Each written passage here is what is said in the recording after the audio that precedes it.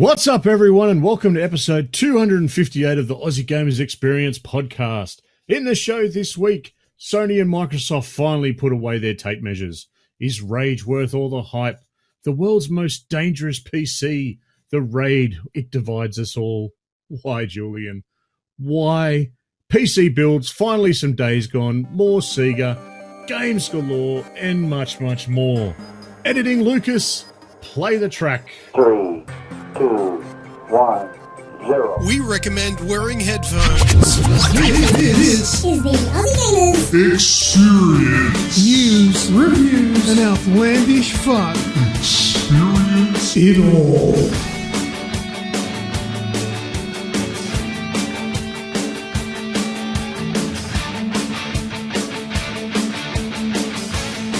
That's right, everyone. Welcome to the show for this week. Today is Monday, the 20th of May, 2019. I am your host, Snoogs, and joining me for hosting duties, as always, is the one and only Grejio. How are you, bro? I'm good, man. Yourself? Oh, I'm pretty good for a Monday. Back to work this week, so it's always fun. Also in this week's show, you will hear the sultry sounds of the one and only Lucas. Welcome to the show, G'day, mate. everyone. Yeah, thank you very much. Today, I learnt the importance of not doing heavy lifting after giving blood. Okay, I'm not letting that go. What? Oh, okay. I'll give you want the story? Yeah. I want the story here because as you said that, the first thing that popped into my head was you lying on the driveway with something you shouldn't have picked up. That's pretty close to what happened. It was actually on the driveway as well. Okay. Oh, God. Asriel is saying that your phlebotomist should have told you not to. Well, in my defense, on this occasion... That sounds made up. Fleeble weebleologist. Skrill. That's funny. It is a funny word, but I think that's actually what it's called, and Az would know. As you guys know, I donate blood regularly, and I went and donated blood today. And no one knows where you get it from, but you donate it. It's nice. They need to warm it up themselves, so I only give them the cold-blooded shit. So I gave blood today, and I'm getting my new RGB lounges delivered tomorrow. So I got rid of my old lounges today. And my old man actually wanted them, so he's organised to come over with the trailer and all that. And while he was on his way, I thought, I'll get the lounges ready, not even thinking, and was carrying the lounges out into the garage, out into the front driveway. And just as my old man pulled up, I just got the worst, lightheadedness and got all dizzy and nearly fainted. I'm like, oh, shit. They're heavy, but they're not. It wouldn't be something that would normally render me, on my ass. But yeah, I got all dizzy and lightheaded and nearly passed out on my driveway, as you predicted. So yeah, it's actually quite important.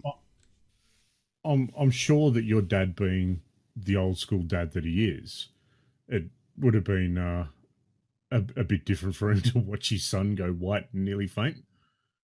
Well, I know he was really cool with it. He didn't come over and poke you with a stick and go, come on, pick it up? No. He said, no, sit down, I'll do it.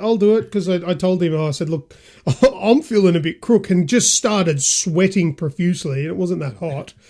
And I had to sit down. I was out for 10 minutes, and I thought, oh yeah, that's probably really important, because they have told me before not to do any heavy lifting or any strenuous exercise. And usually the whole exercise thing's pretty safe. But the heavy lifting today, oh man, yeah, don't do that. If you give blood, just go and play some video games. That was stupid. But anyway, other than that, had a pretty good game. Pretty good day. Awesome.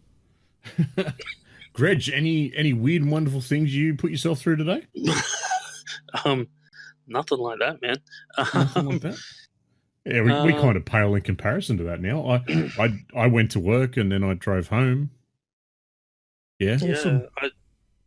Yeah, I barely even did that. So, yeah, I got nothing.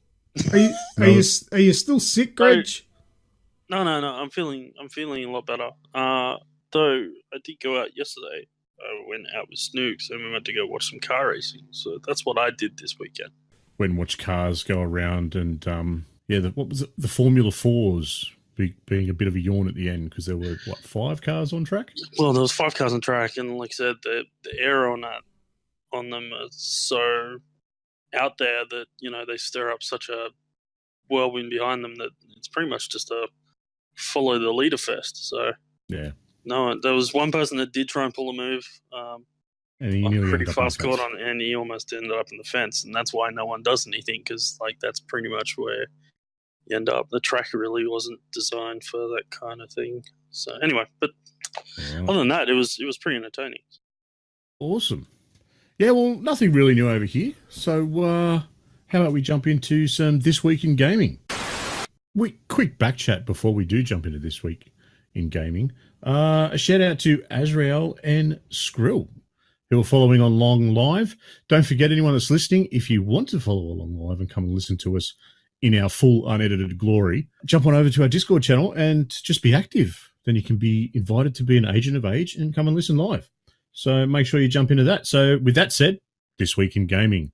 This Week in Gaming, we go back to 2009. So it is, of course, the 10-year anniversary of Minecraft. We've all played Minecraft here, haven't we? Yeah. Look, only just. Yeah, you've been getting into it sort of the last couple of weeks, and No, more just so the with last the couple of kids involved. days. Last couple Oh, of okay. days. Because it was one of the suggestions from last week when I said, give me a bunch of games to play that you want to hear me talk about, and Minecraft was one of them, and I downloaded it and a bunch of other ones, and that one rose to the surface because my children found out about it, my wife found out about it, so we've been Minecrafting as a family this week. So, Well, Discord is saying that you're playing Minecraft right now. Is that true? it's floating in the menu while I'm talking to you guys. Did you go to work today? Because it said that all day today. No, I didn't. That's why I said I didn't even do that when he said I So you have been got all. my car, drove to work. You've So- been addicted to Minecraft all day. Is that why you called in sick? No, that's not the reason why I called in sick. Oh, okay. Sure. I promise. Come on, man. I'm sure your boss doesn't listen to this. No, he doesn't, but that's irrelevant. Well, you boys are going to have to help me because I usually go and do the develop by and publish by. So it was published by Mojang. No. Mojang, Oh. wasn't it? Well, they own it now, don't they? I think it was think- Mojang. I think it was Yeah. Mojang originally. Or was that the publisher? I don't know, because it was like that Notch guy, wasn't it, that made it? Yeah, that's what I thought. I thought Mojang came along and They might have published it. I don't know. put It's Notch, money into it and whatnot. whatever his name is. I think that's a nickname or whatever. Or Mojang. Oh, Notch Sure. made it, but Mojang was the company. Oh, there you go. Azrael to the rescue. Oh, well done, Az. Thank you very much. It has gone on to sell 176 million units worldwide, and it's one of the only games that is available in just about every country. Yeah, I think I've contributed about 9 copies of that 176 million. Wow. Because I've got it on iOS, I've got it on PC twice, I've got it on Xbox, I've got it on PlayStation, that's PlayStation 3, PlayStation 4, Xbox 360, Xbox One. Is that 9? Did I count that right? It might not be, but it's close. It's close enough, yeah.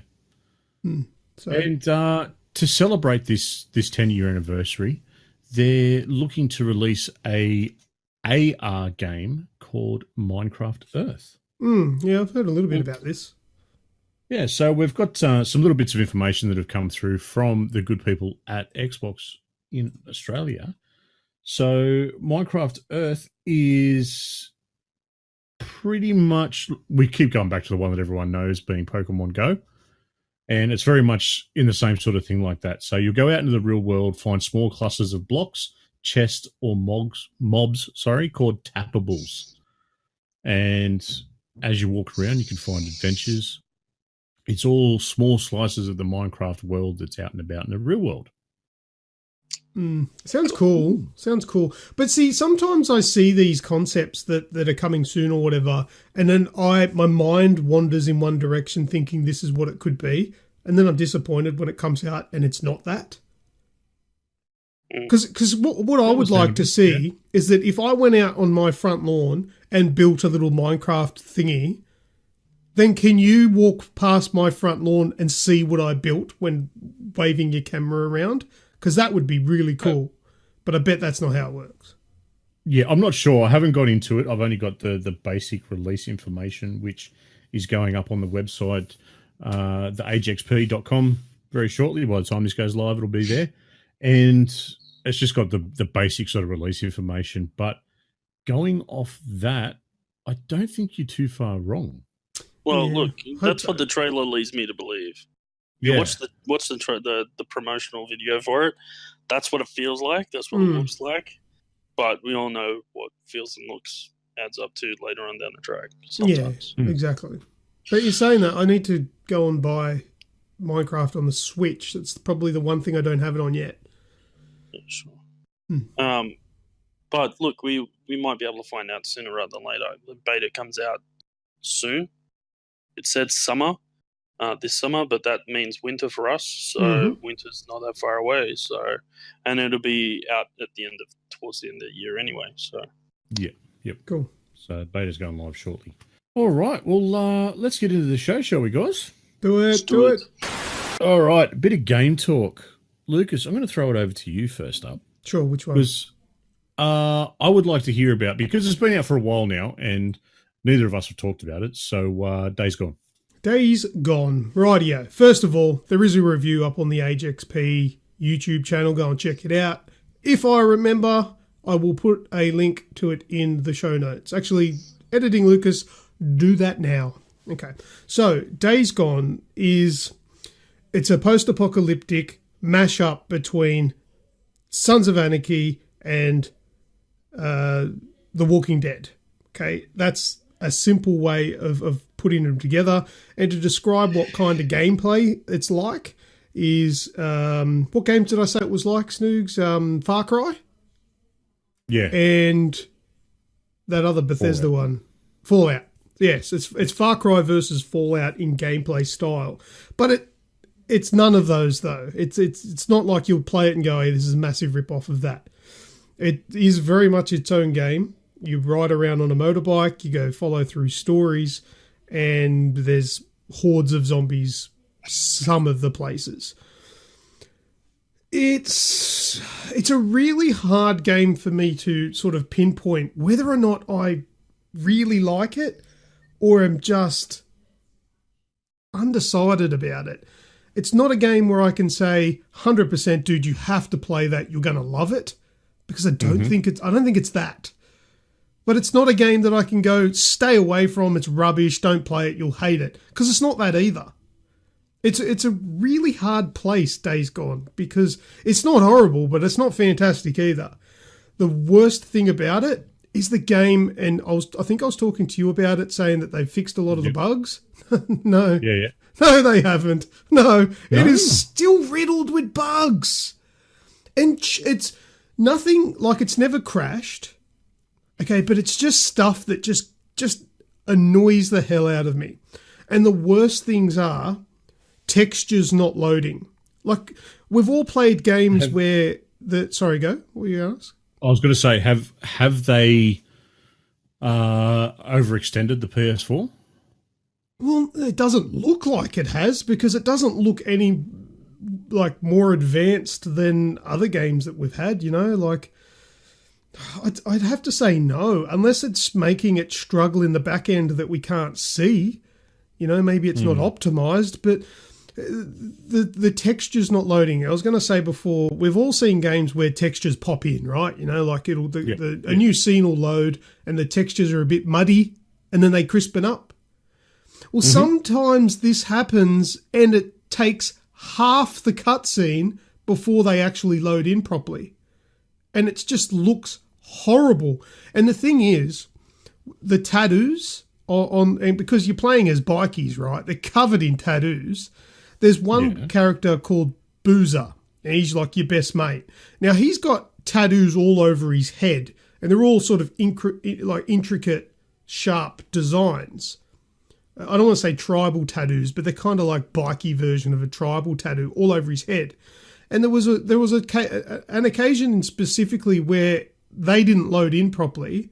So it just looked like he had hair because it was just like blurred all into one. Yeah, it was just all blurred into one sort of black thing over his head. So it just looked like he had hair. And I'm thinking, he doesn't look right. What's different? Because I'm sure he didn't have hair. And then 30 seconds later, the tattoos pop on. You're like, yeah, that looks a little bit better. And the tattoos on Deacon St. John, the guy you play as, on his neck, he's got Sarah, which is his wife's tattoo on his neck, right? His wife's name, I should say. And sometimes that'll load in and it just looks like a big dirty smear on his neck like he's a mechanic. And then it loads in and it looks like Sarah. And that happens almost every single time I play the game, right? So it's stuff like that. Not game breaking, but it looks terrible. I've had things where the ground doesn't load in, so you're just walking on nothingness. I've had times where every single cutscene, the dialogue was, or not the dialogue, sorry, just all sound is completely mismatched with the video. You can see like it's delayed, or the video's delayed. I'm not sure. Yeah. So just constantly you would hear like gunfire. And you're like, oh, someone's about to get shot. And then you would see it play out on the screen what you heard about 5 seconds prior. And that just even once that cutscene would finish, you'd go into in-game and all the sound effects would be normal. But as soon as a cutscene started again, the audio was mismatched again. It was absolutely rooted. Had to shut the game down and start it up again before that was fixed. It's riddled with it. And there is just little bugs that, just little quirks that you notice, like when a cutscene finishes and you're about to ride away on your motorbike, you hold the accelerator. The wheel starts to spin, but you don't go anywhere. It's not like you're doing a burnout, but it's like the game's not registering that you're supposed to be moving forward yet. There's a ton of tiny things like that, which just make it feel like, like a B grade game that had an A grade budget, because it looks good. It just doesn't all work together properly. But anyway, if you can look past all that sort of rubbish, the game's fun and the game's good, and the story goes quite well, and it's intriguing. You want to find out what happens. The only thing is, they've taken a story that would have suited a 20-hour campaign and stretched it out beyond 30. And it just feels like you are just playing a diluted mess of a story when it could have been so much better if they crushed it down a little bit, made it a little bit more condensed and got to the frigging point a bit quicker. Would have been a lot better. So, look, good game, but not fantastic. And fucking broken. It gives me the shits. Still not fixed. How does the sensation, because everything that I've played this week has given me an emotional response. So the sensation from when we first saw that release, believe it was during E3, it might have been the PlayStation experience, I'm not 100% sure, but that first release where Deacon's running through like the lumber mill, right? And you've got the horde after you. Everyone, and me, you and I included, we spoke about it at the time when it was just this amazing shock in the game when you come across those the hordes, so to speak. Mm. Does it still have that sort of feel, that crisp look, or does the extra bodies on the screen just cause even more performance issues? No, it looks fine. Absolutely looks brilliant. When you see a horde, it's impressive. And it doesn't slow down. I don't have issues when there's like hundreds, and there are hundreds.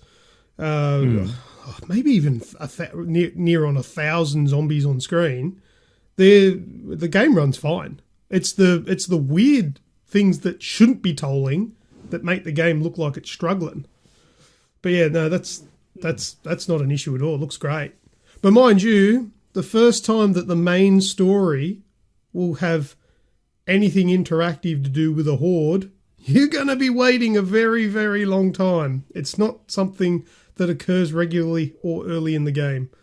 Yeah, I have heard little bits about the story, which I'm not going to go into here. But, yeah, I've downloaded it. I just haven't started playing it yet. I have other things that I've been playing. All right, so you were playing that on the Pro as well, yeah, mate? Yeah, yep. Yep. And the review is up on our YouTube channel, so make sure you get over and check it out. It is. And I haven't just smashed it in the review. I've basically covered, what I thought of the game as a whole. And the issues are there, but the issues, they're just little niggly shit. There was nothing there that I just went, I can't stand this. I don't want to play it anymore. Not for the issues of the bugs. Awesome. All right, mate. Grejio. Yo. Mate. Rage 2.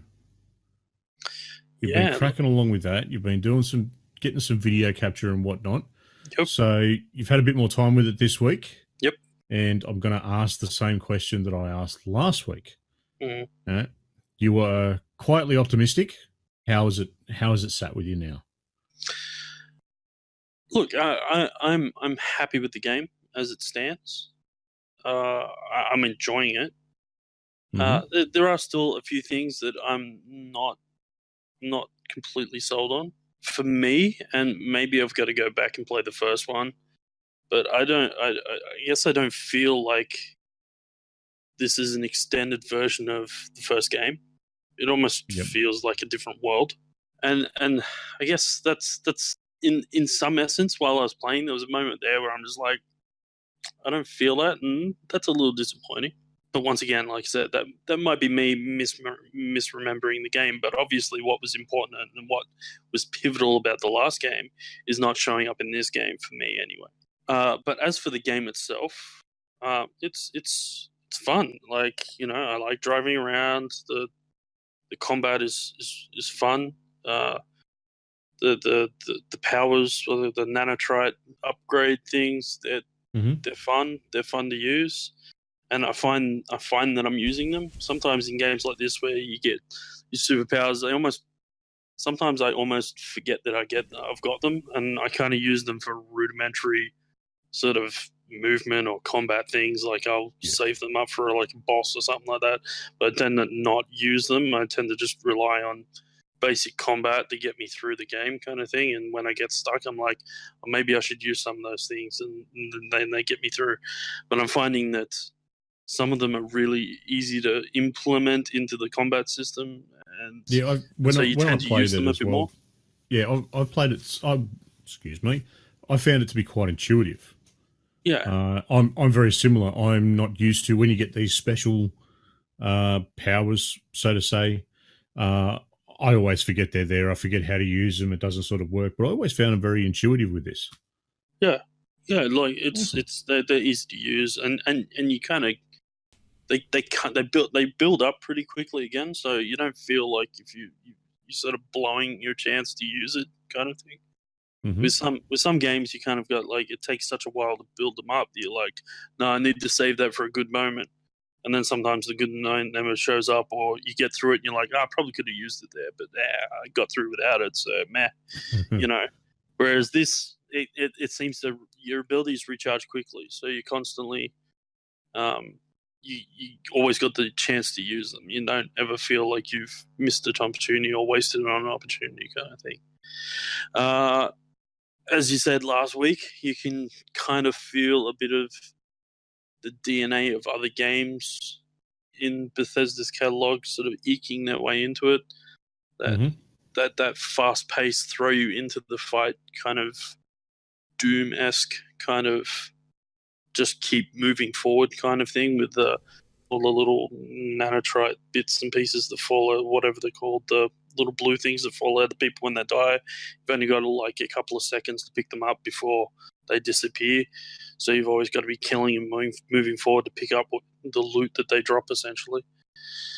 So that's, that keeps it moving and keeps it feeling fast paced, which is good. I found some of the characters, talking to some of the characters, they're a bit wooden. They're a bit that's a nice way of putting it. Yeah, they're not exactly the most animated bunch. And we talked about this we talked about this last week as well. The fact that some of the animations around the characters are just a bit stunted. That hasn't improved. It's the same as what it was when I first saw it. They're wooden. It just makes them feel wooden. So that's a bit disappointing as well. Now, there's been a bit of talk around over the length of the campaign itself. Now, have you pushed through and just done the story, or have you been like me and go, oh, look, there's a kitty, and off you go in a different direction? Well, to be fair, I've kind of tried to get as much flavor of the game as I could, considering we want to try and get a review out shortly. So I've been trying to do as much as I can, as opposed to pushing through and just doing one thing. Cool. Right. Having said that, I've followed the storyline, and if there's something within reaching distance, I generally do it. If I have to go on the other side of the map, I'm like, yeah, no, I'm not doing that kind of thing. So I think one of the few things I haven't done yet is I haven't done any of the TV show stuff. So like Monster Bash or the Destruction Derby-esque racing. I haven't done any of that yet. But I've done bounty hunting. I've done busting up what are they called, sort of little mini bases, the little goon squad camps. I've even done some on the road combat. Some people tried to pick a fight with me, and then they lost because I just managed to pick up a tank. So, so that was handy. So I've a bunch of different vehicles. Just about every time I get into a different vehicle, I'm like, you gotta try that. So fought different types of enemies. So the goon squad, and the mutants, and I've gone into the swamps and driven monster trucks in the swamps. Anything that sticks out that really gets under your skin? I think the two things I've brought up already are probably the things that stick out the most to me. The lack of feeling like this is a rage world, and the woodenness of the characters. Those two things, for me, are the things that have kind of I've gotten used to that immersion breaking intros that they do. I've just accepted that that's what they are.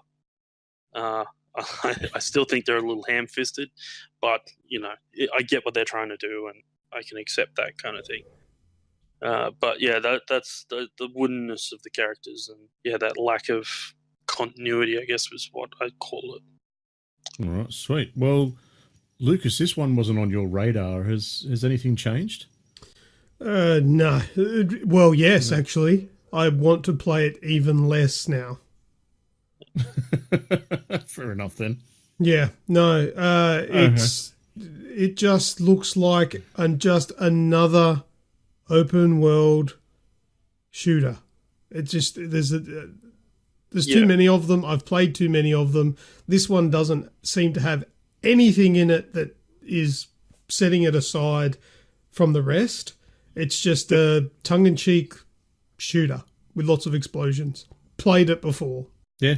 Yeah, look, I can't disagree with that. I agree. That's not to say that it's not a good game, but no. It's just not standing out to me in a world where there's so many games on the market and so many things coming. You're gonna have to stand out somehow, and it doesn't.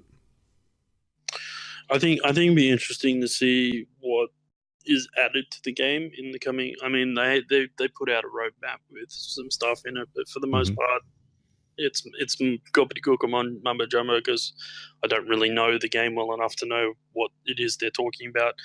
But then a lot of stuff was just cosmetic shit, and I go, okay, there's the money spinners. Advertising that early, awesome.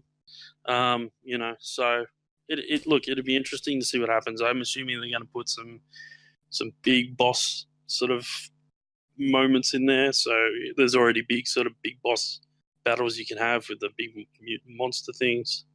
I assume there's going to be bigger versions of that'll come out, and you'll probably get special loot for them or whatever. But I guess I'll see. Like they're talking about skins and stuff like that for costumes and that, but you don't get to see your character, so it doesn't really matter. It's a first-person game. Yeah, yeah. Skins. That's very pointless. Yep. All right. Well, in the chat, welcome to Kazza as well. He's just recently joined us. And no! Kaz actually joined me for a stream the other night, and the people that were listening or they were watching as I was streaming were listeners of the podcast, and they were glad to finally meet the myth that is Kazza. It's like I've heard a lot about you. Oh dear. And just in there as well as she's on the Indie Weird Games wheel. What? She's saying that all the major genres are all sort of rinse and repeat. Overdone. Yeah. Overdone, so... right. On the weird indie game scene. And from Squill, the genre does need to be reborn. Yeah, absolutely. Like, I'm even getting sick of games that I used to like Far Cry. I can't stand Far Cry anymore. And I can't really go ahead and say that they're not very good, because they are, but I've just had enough of them. They're the same thing. They're done. Yeah, they're done. That's it. They're done. They've been pumped out too quickly and too often, and yeah, they're all very similar. All right, well, I'm going to jump in with a game that I've just put a written review up, and I'm still getting some footage together to finalise the video review. A Plague's Tale: Innocence. Rat Cyclone Simulator. First and foremost, it is a very story-driven game. This is not going to blow you away with overly polished visuals. It looks beautiful. The setting and the lighting and the way that the levels are designed, it all looks good, but it's lacking that final coat of polish, if that makes sense. But I'm also playing it on an Xbox One S. I've watched a few people playing it on the Pro or a Xbox One X, and it looks a million times better. The S, it's lacking. Let's just say that and leave it there. The game itself, though, it's set during the 100 Years' War. You're in France during the outbreak of the Black Plague. How long did that war go for? About 230 weeks. Did you actually know that? No. Oh, it went for 100 years. Did it really go for 100 years? Yeah, I think it was 98 or something years. Surely not. That's got to be like it's like man, I've I haven't seen that guy in a billion years. It's been 3 months, but it sounds like an exaggeration. Could be. I don't know much about history, so 116 years is how long it went for. Did you just Google it? Yep, 116 years. Fuck, they're underselling. Yeah, should have called it 116 Years War. Yeah, I mean it's not like the 100-year war rolls off the tongue. It's called the 116-year war. Yeah, I mean that's some pretty shitty rounding down too. Like the Game Boy. 110, 120, round them up. Come on. Yeah, that's right. That's right. People can hold a grudge. You see what Skrill said? Yes. They can. A grudge is nothing more than a place to park your car. When did I tell that story? Was that last time I was on, was it? Yeah, I told the story about Mark Maroon stealing my Super Mario Brothers. Son of a bitch. Dun, dun. I'll punch him in the face if I ever see him. How long's that war been going on? Oh, man, I was in primary school. I would have been in year 4, maybe? How old are you in year 4? 10? Yeah, 10. I should know 10. that. My daughter's 10. Yeah. It's been a lot. Yeah, that's a long time. That's how it starts. Exactly. So, A Plague's Tale.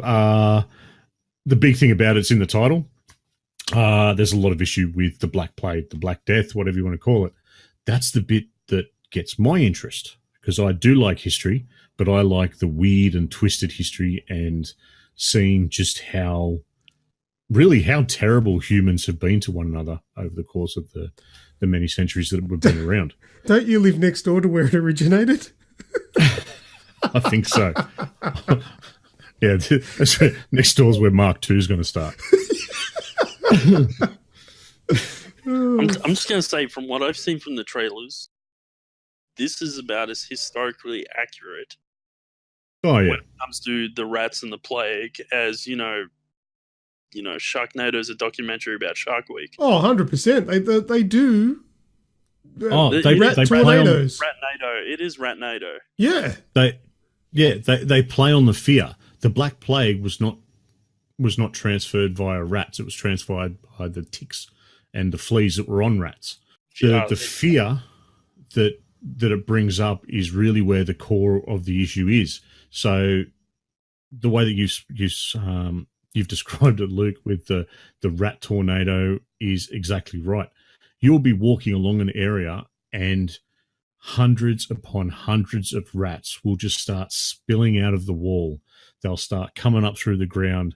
They're screaming, they're scratching, they're getting all of this is going through your headset, and it's all been done exceptionally well. So it creates this tension, because if you get out of the light or the rats surprise you and you're not fast enough, they will eat you down to bone. They just they absolutely rats. They are, and it's just this whirlwind thing. But the other part of that is you've got the two main characters, which is Amicia and Hugo. Now, Amicia is the older sister. Hugo is a 5-year-old boy. Amicia, I would say, is probably around that 10 to maybe early teen age.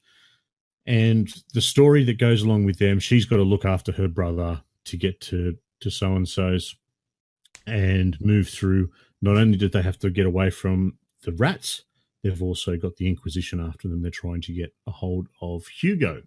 What do they want Hugo for, or is that a spoiler? It's a bit of a spoiler. Okay. Let's just say the aliens want him. Well, it starts off, you find out Hugo's sick.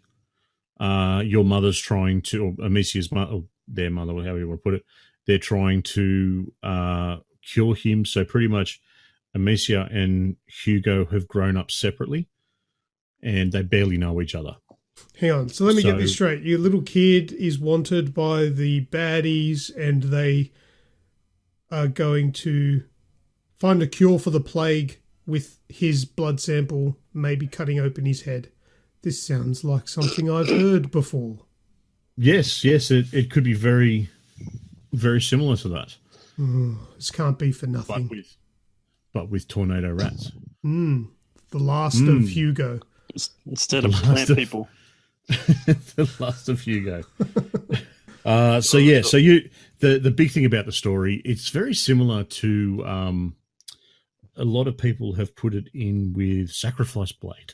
A lot of people put it into that same sort of I've completely gone what it's actually called. The Hellblade, Suana Sacrifice. Hellblade. Senua Sacrifice. Yeah. The gameplay isn't, it does get a little bit repetitive. It's this survival stealth puzzle solving thing. It gets a little bit repetitive, but it's all in the story. That's what captivated me. Reminds me of a game called Amy. Have you guys heard of that? No. Amy was I think it was just an Xbox Live arcade game for the Xbox 360 going back quite a few years. And you were a young girl, probably in her teens. And I think it was your own brother or sister that you had with you. I can't remember. Basically, it was just a game-long escort mission. Yeah. And I'd never played the full game. I just played the demo that was on the 360 long time ago. But it sounds similar. I think there was something like, but it was zombies. Similar. It was zombies, not rats. Yeah. Well, it's I think. look a lot of people. If you want to break it down, basically, it is a glorified escort. You know, it's an extended escort level, but It's the worst kind of mission. Yeah, the big thing is though is that they react really well together. If you leave Hugo alone, he will actually cry out like a child that's scared. So you can't leave him for too long. No, that wasn't Hugo. That was you. It might have been me. Hugo needs to man up by the sounds of it. Stop bitching out. I'm here to save your ass, dude. Come on. Yeah. But the thing is, he does help as well. So you can sort of send him off to go and get things. You can put him through a hole in the wall to get inside to unlock the door. Exactly like Amy. Things like that. Exactly. So, yeah. So be sure the agexp.com. There's a review up there. I'm working on a video one as we speak. You just can't quite get your hair right yet. Exactly, yeah. I don't want to get in front of the camera just yet. I'm trying to get rid of that extra chin. Yeah. Anyone got any other questions on that one? No. I think it's pretty straightforward. It is very straightforward. Is it good? It's a good question. Yes. Yes, it is. Okay. It gives this real sense of foreboding.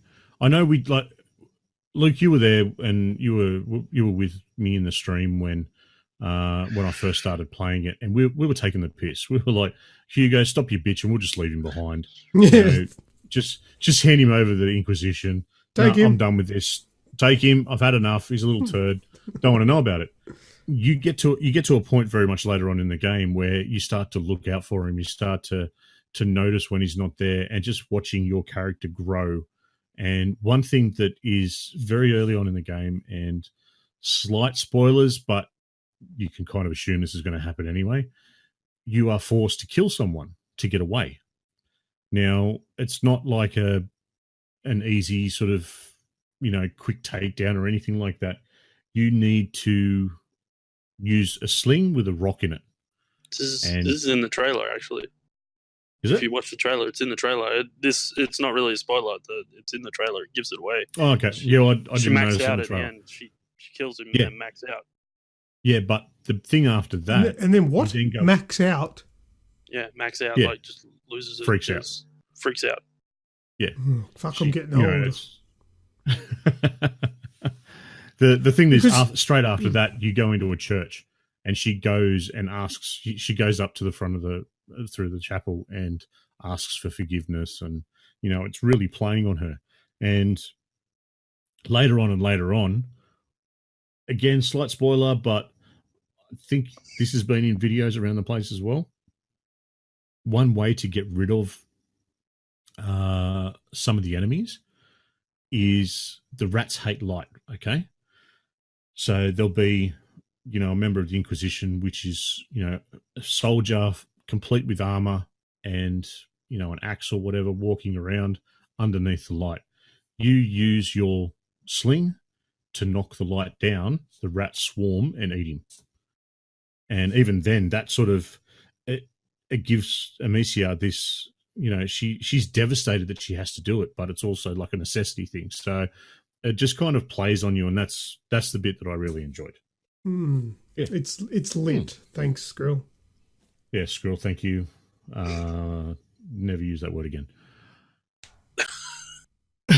Oh, look who it is trying to ban a word. Mr. I follow the rules. Oh, well, tell us a bit about... Lit.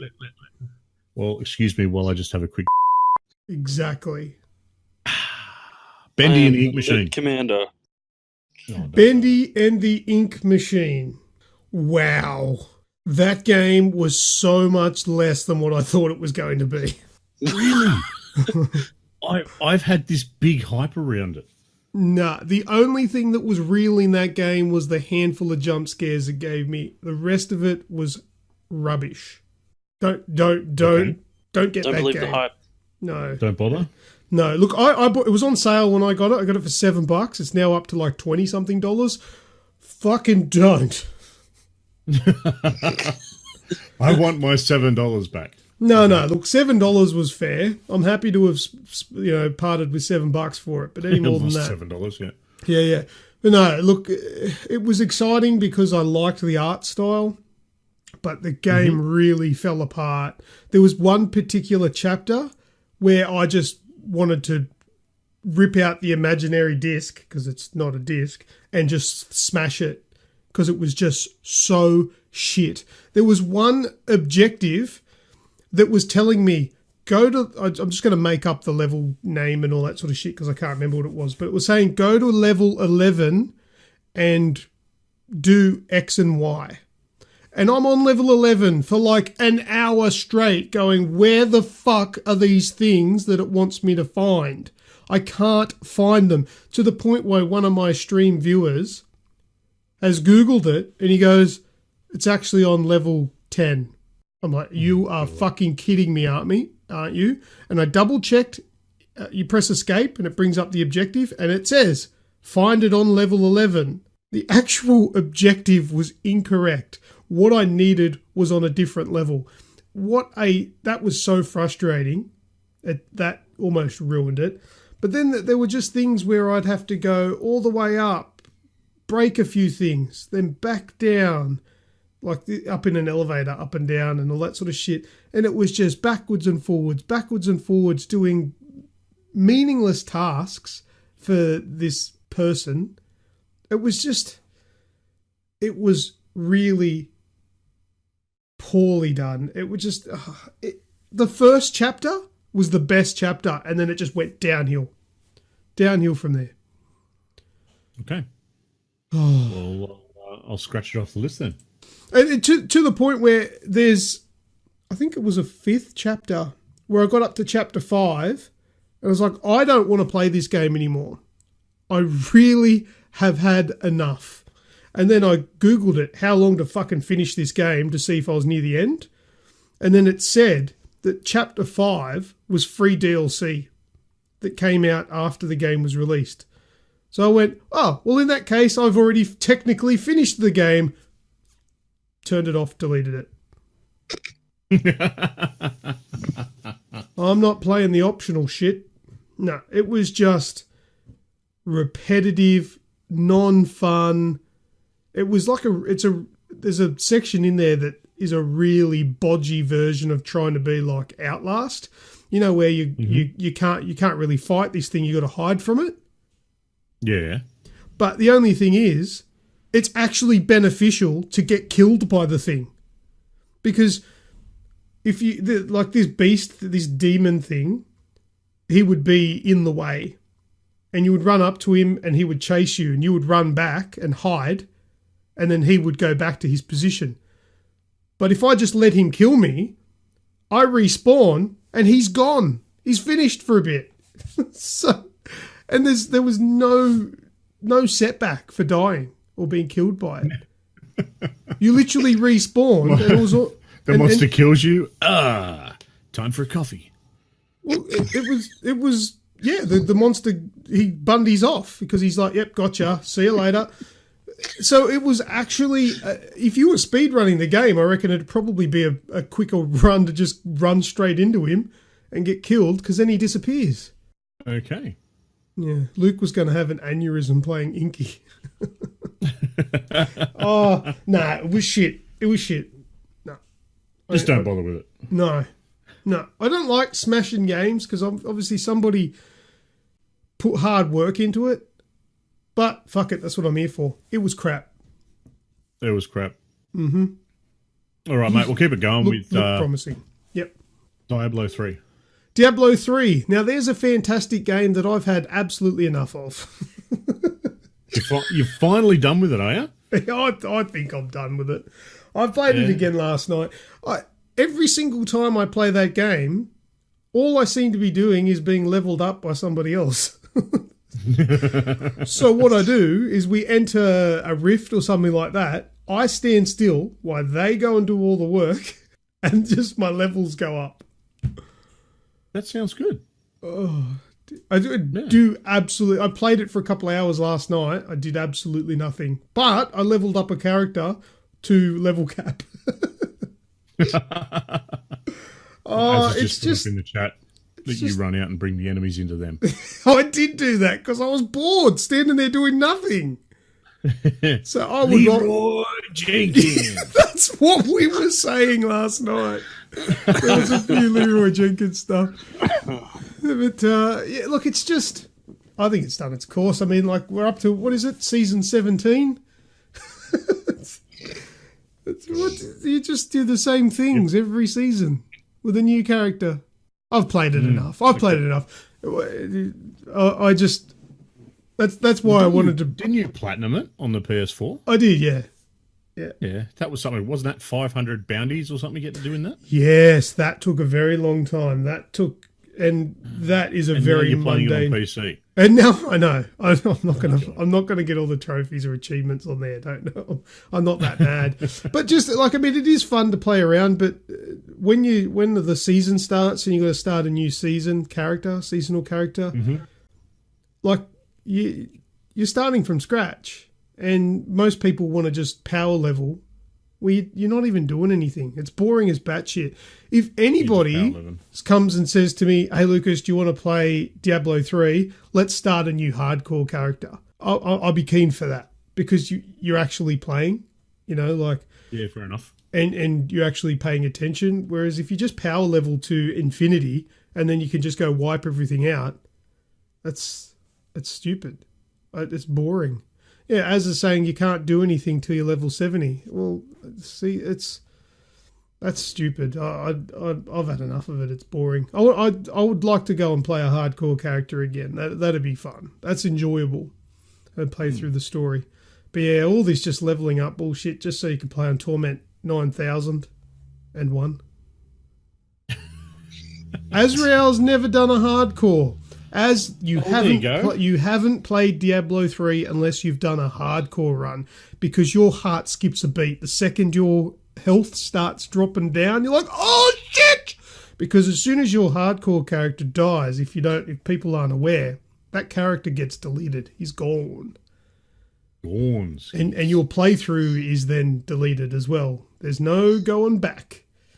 I have finished the game with a hardcore character because that was one of the trophies on the PS4, and it's pretty scary.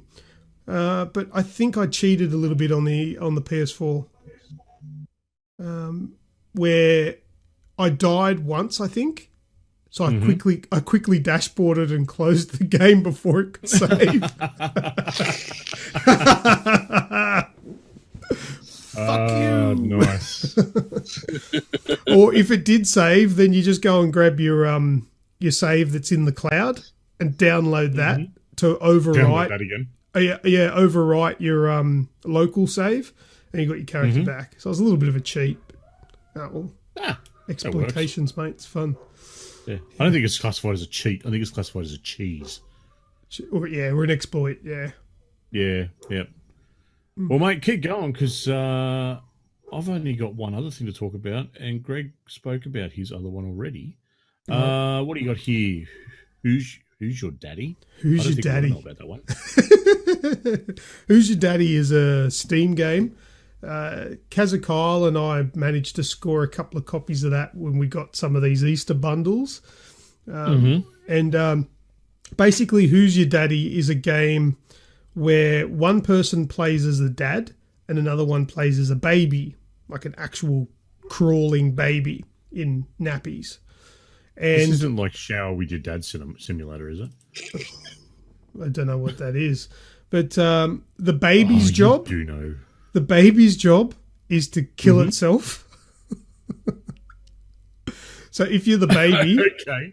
If you're the baby, you have to run around the house and try and stick a fork in an outlet, or eat dog shit, or eat rat sack, or jump in the swimming pool and drown. It's your job to kill yourself, right? Because that's what babies do, essentially. They're fucking uncontrollable little shits that will kill themselves at any chance that you don't look and watch them. And the father's job is to obviously stop the baby from killing itself. Sounds like a pretty cool game, but it's broken as shit and it's horrible. Oh, those dogs! Can you hear those dogs? It only sounds good if I get to be the baby. Other than that, it just sounds like life, and I don't need that. Well, yeah. Yeah. It's actually really hard to win as the baby. It's hard to kill yourself. So Kate got to the point where, as the parent, I was throwing the baby in the swimming pool. Well, I was throwing Kazakyle in the swimming pool, sort of pretending that I was ending it for everybody's suffering. That's it. I've had enough. But yeah, look, and you, there was a thing where, what did Kazza say? He went into the bedroom and he goes, "Look, I've got." What did he pick? Oh, what did he say? I can't remember what he said it was. I don't think he's listening at the moment. Is he there? No, because he hasn't commented. He said something that made me laugh so hard. I'm like, "You've got a vibrator, haven't you?"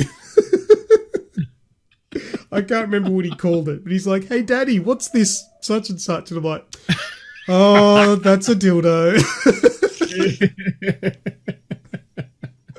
Oh, Azrael wants to take turns throwing Kazza into the swimming pool. Yeah, get in line. It was funny. It is a funny game, but it doesn't work very good. It's pretty broken. But anyway, yeah, there was one similar like that where you were a patient in like a nursing home. Yeah, that was Staying Alive. Staying Alive, yeah. Yeah, I've got that one, yeah. Yeah, I've got that as well, where you have to try and kill yourself, and then there's nurses that run around trying to rescue you and shit, stop you from killing yourself. Yeah. Similar game, yeah. Staying Alive was a better game. It was still broken, though. Oh, it was, but not as much as Who's Your Daddy. Not as much? All right, cool. No. Much better. All right, mate. Keep going with Descenders. All right, I'm on a roll here. Well, and it's all going downhill. It's all going downhill. How good's the puns? Rolling downhill, Descenders. There we go. Yeah. All right, now Descenders is something that a game that I've been watching since it was in early access on Steam, and I've wanted to grab it, but I've just been umming and ahhing. It's quite expensive on Steam. It's like $40 odd, and I noticed last week that it was available on Game Pass. So I downloaded it on Game Pass, and I'm very, very happy to say I'm glad I didn't pay for it. Oh, that's the downhill mountain biking one. Yeah. Downhill mountain biking. I have played that this week as well. So I was actually going to play it this week. It was that good that you didn't know what it was called. Yeah, see, that's that. Yeah, I have actually played it this week. Yeah. Yeah. What did you think of it? Well, it's not on my list. Oh, you've forgotten it was that good. Completely forgot about it. They make that game look so epic in the trailers, but it's not. No, I don't have much good to say about video games this week. No, it's this. Yeah, we got Skrill's just put up in the chat. Are we going to be playing the golf game from Games with Gold? Oh, yes, we will be. Yeah, is that out yet? Yeah, it should be. Yeah, it should be out. Yeah. Last week. Yeah. Yeah, well, I'll have to download it. We'll definitely have to all get on and play that, and hopefully that's not rubbish as well. But I'll agree with you. It looked awesome. I think there's too many mechanics in it, though. Oh, like there's too much that you need to do, because when you just jump in it, and you can chuck a wheelie and go downhill and do jumps and backflips and whatever. That's all right, but a lot of the other shit just seemed to there was too much there, and it was very touchy as well.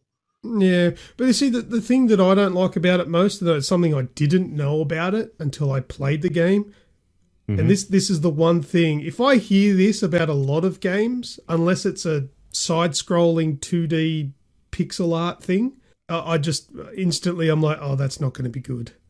Procedurally generated. Yeah. Yeah. Oh, they throw that around. They throw that around like it's an awesome thing because it's unlimited content. It's going to be different every single time you load in. Yeah, that's right. And it's also going to be very, very simple and very, very bland. Yeah. And that just means that nothing has been polished. It's all just random shit. Yeah. And it showed. From the couple of tracks that I played, it showed. It was not impressive at all. It's just, when you get those textures that it just looks like they've used the clone tool in paint.net or paint shop or whatever.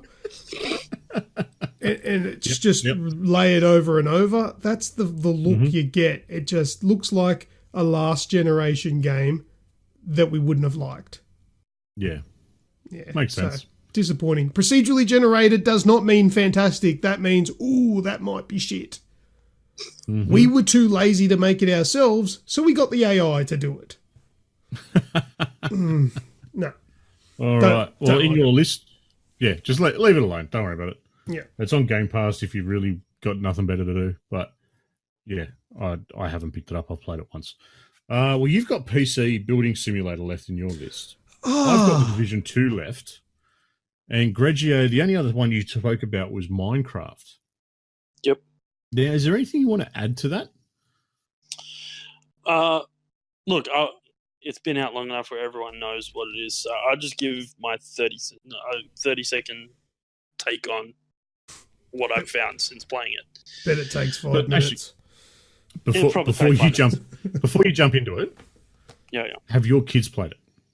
Yes. All right.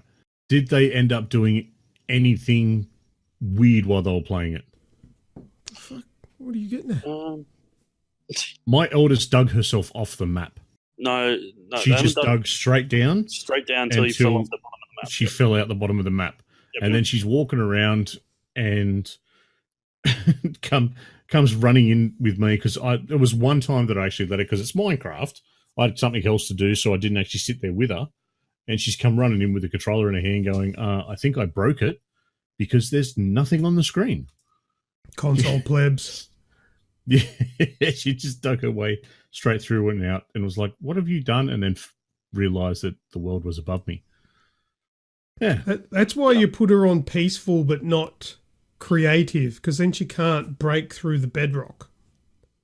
Oh, okay. Yep. Anyway, so yes, my kids played it. They didn't do anything weird like that. They've done enough wonderful things so far. So going into this, I've never really aspired to play this game. I never got it. I never understood why it was a thing. It just looked like computer Lego, and I can play with real Lego. So who plays with real Legos now? Come on. Me. You actually get out blocks of Lego and sit there and build shit. Yeah. I build it with the kids. Yep. Okay, I don't do that. Yeah. It's like, this is daddy stuff, not yours. You've got that stuff, I got my stuff. Yeah. What kind of gamer are you guys? If you would prefer to do something you can do in a video game, you would prefer to do it in real life. Aren't gamers meant to do it the other way around? My girls have got Princess Lego. I'll go and do Minecraft. Yeah. I'm a very mechanical, physical, tactile person. I mean, all my jobs have been using my hands, and I like that. So in this instance, it's the one time where I would prefer to do something tactile. Anyway, we're getting far away from the point. Told you it'd take 5 minutes. Only because you keep you've created. No, I'm not even gonna. You're blaming your waffling on me? Is that what's happening? Am I guilty for? You derailed it. You derailed it. Oh, dear anyway, me. Let's get back on track. So that was my reasoning coming into it, and I didn't think it could be short of being a place where you could create stuff, and I saw merit to that, but I was just like, yeah. And then there was a part of right in the deepest, darkest part of my brain that just went, if you start, you'll get hooked. And I was like, maybe not. Anyway, I played it, and yes, it's very simple to use the bricks and all that jazz, and you build stuff, especially in creative mode. You can go nuts, you can build lots of stuff, and I've already built way too much already.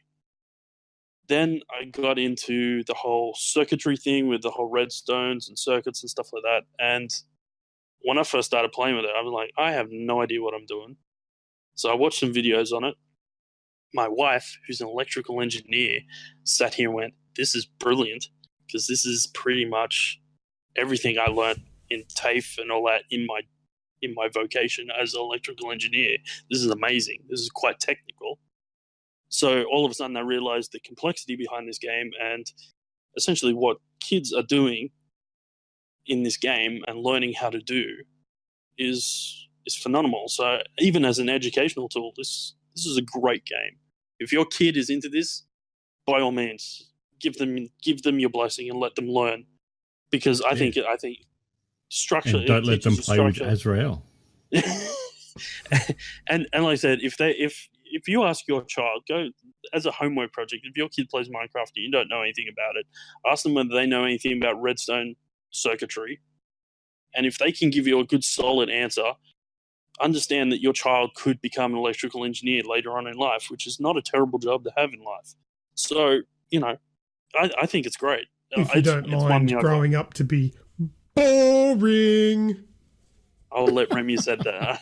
Rem's going to hear that, so that's. Why is she an electrical engineer? She is, isn't she? Yeah, she is. What a boring job! That sounds boring. Well, if you look at where she applied her electrical engineering knowledge, I wouldn't say it was a boring job. She's going to use that against you one day. She's going to set up electrical traps around the house to accidentally kill her husband. I'm good with that, because the payoff was I had a wife that could fix my PlayStations and Xboxes when they crap themselves. So I was like, yeah, cool. Which I have done. When my PlayStation yellow lighted to death, I just went, here, fix it. Yeah, she fixed mine too. It was great. Yeah. So, awesome. I ain't complaining. So, and the reason why I say don't let them play with Azrael. So she's put in here. Let's scroll back up a bit. I broke some kid's server and soul. He built a castle and was being a toss, and I dug under and loaded it with TNT. That's fantastic. That's brilliant. That's amazing. I'm actually, next time I play, I'm gonna just dig down and I'm gonna blow some stuff up with TNT just to see how that all works. Luke, a little while ago, you had you had your server that was with yourself and your daughter, and you let me into it once. That's not a server. That was that's just on the Xbox. Well, just whatever it was. You let me into it once. Yeah. Because I took one brick out that was one of the... out of my Mario or Sonic or whatever it was. Yeah. It's like, which colour white is this? Bang. Oh, hole. And just left one hole in the full size. Fuck off, Snoogs. What are you doing? Amazing. It's like, what colour white was it? The cream, the white, the off-white, the ivory, or the beige? That's right, yeah. Now we're going to have to colour match. Son of a bitch. No, well, we actually did have it was an Aussie Gamers server back Yeah, we had one for a while, yeah. It's so hard setting up all of the different rules and things like that to stop fuckwits from trolling. Yeah. It's too hard. And then trying to get them to work across like PC, Xbox and all that sort of shit. Too hard. If somebody else wants to run it, I'll happily endorse it, but too hard.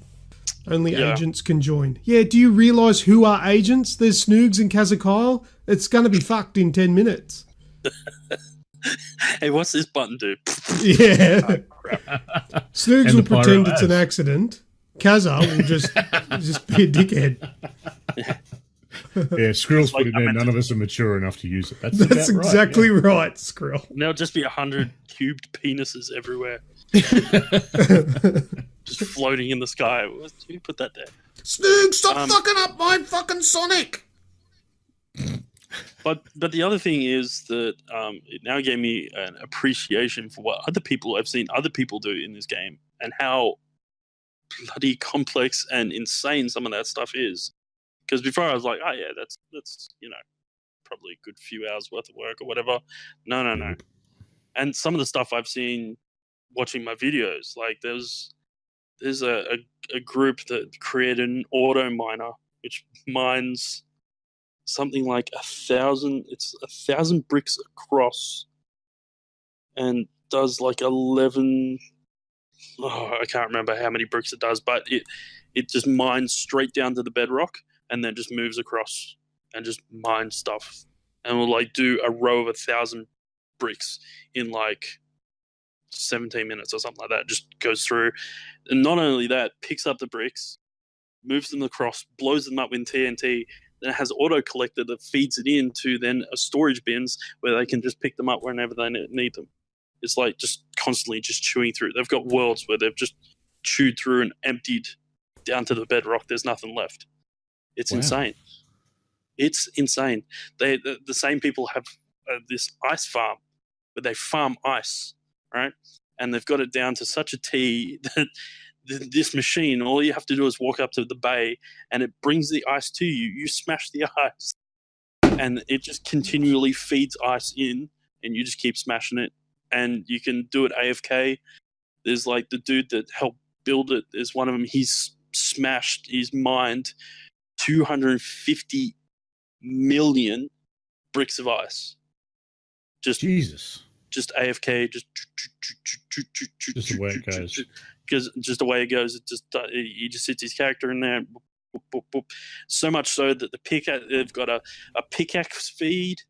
So when you wear your pickaxe, you just pick up the next one. Like it just feeds you everything you need to mine ice. It's right there in your bay, and you just you don't have to go anywhere, do anything. But these machines are colossal. They're like ridiculously massive. Everything within their worlds, and it's like a global community that comes together, and they're all super nerdy Minecraft people, but every part of their world feeds another part of the world, and they've just got these massive inventions that help them just do everything on a mass scale. And then they can create other fun things, like there's an ender pearl cannon they created which fires ender pearls like 8,000 brick lengths in a direction. It's like insane. Like it's like NASA stuff. Some of the stuff they're doing. And the cannon was like literally me and Rem were watching it and just went, "This is like NASA level engineering here. This is insane." And that's how complicated this game can get, and I think that's amazing. So and that's it's won me over. 30 seconds of Minecraft with Grejio. Yep. All right, Luke, finishes off for the games of the week. PC Building Simulator. Okay. A game that absolutely hooked me in, reeled me in, hook, line, and sinker, I think is the saying. I absolutely loved this game. I had no idea that it was an actual game. I thought it was just like a thing where you could build PCs and make, maybe recreate your own PC. Yeah, or make a computer that you want to buy to see if the parts are compatible and all that sort of stuff. It is all of that, but there's actually like a game where you play as a computer repairman. So sort of reminds me of games like Overcooked, where you get orders in what they want, and then you've got to prepare the order and then return it to the customer. Sort of like that. So people will email you. You've got your own PC on the bench. It's all 3D. Everything's 3D modeled, and it's like licensed brands. So you've got all proper licensing stuff like GeForce Gear, Asus, MSI, you name it, it's probably there. Probably doesn't have everything, but it's got most of the stuff that I recognised. So they'll email you, you check your email, and it'll be like, okay, my computer's not booting up properly. Can you take a look at it? Yeah, no worries. So you have to diagnose it. You bring it in, you got to plug it all in, turn it on, and nothing happens. So what do you do? What would you do first in that circumstance? Take it to someone who knows what they're doing. Probably bring it to you. You probably bring it to me. Have a guess, both of you. Have a stab in the dark. What would be the first thing that you would check if it doesn't turn on? The that it's power plugged cord. in. Well, no, you've plugged it in. All right. Okay. We start down the bottom and work our way up. Yeah. Well, it is plugged in. I just said you plugged it all My in. You first press the question power is- button. Is there a blackout? No. Is the power on? Yes. Skrill's Power going to switch. give you the Have I answer in a turned it sec. on? Have I turned it on? You did twice. Okay. Check the power supply. I do not recommend Make this. sure you get the monitor. Make sure you get the monitor. I don't recommend this game for either of you. Buy a new one.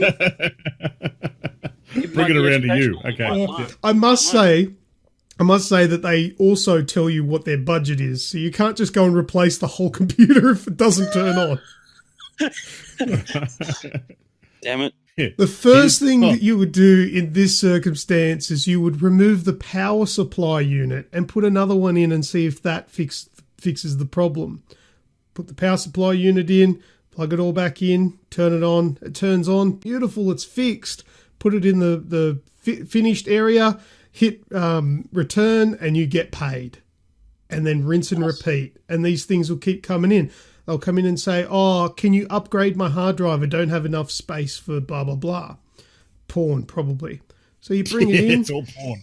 Depending on what they want. They say, oh, can you make my computer, I need 1 terabyte of storage. And you've also got to order the parts. You don't have any of the parts. So you've got to go onto the store and buy the parts you need.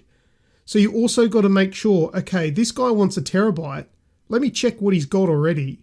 So he's got half a gig already. So I'm not going to buy 1 terabyte because that's too much. I'll just buy another 500 and put another 500 gig hard drive in there. Unless they specifically say, I want 1 drive that's 1 terabyte. So you can do stuff like that to make sure you're minimizing costs to keep within their budget. But then also, once you start playing through the game, you get like a number of orders at the same time. So instead of going, right, this guy needs the 500 gig hard drive, purchase. This guy needs a CPU, purchase. You want to go through all your emails and check what everything that you need and order them together. Otherwise, you're paying the delivery fee on individual items. But if you put them all in the same basket, you pay the 1 delivery fee. Keeps your costs down. Stuff like that. And then as you go, the requirements of what they want for their PC gets harder and harder. They want it to benchmark at certain scores. And then there's things that you can buy with your money. You know, you can go and buy a better benchmarking program. You can buy virus protection. You can buy... there's like magic things that you can buy that will automatically plug all the plugs in. Because at the start of the game, you need to manually plug in the power, plug in the mouse, plug in the keyboard. You've got to plug all these things in just like one by one. But then you can upgrade it so as soon as you press the power button, everything just plugs in for you. You've got to unscrew the case to open it up. So you literally need to unscrew them. You just click on it and hold and it unscrews. But then you can upgrade and get something that just you click it once and they're unscrewed. Stuff like that. It is addictive as hell, but it got a little bit too real for me. Because in the past, I've had problems with my own computers that I couldn't diagnose, that I'd spent nights where I couldn't sleep until I fixed the fucking problem. So I would literally be up all night trying to fix the computer. It got a little bit real for me because it started happening in the game where I couldn't diagnose it. I'm like, I don't know what needs to be changed.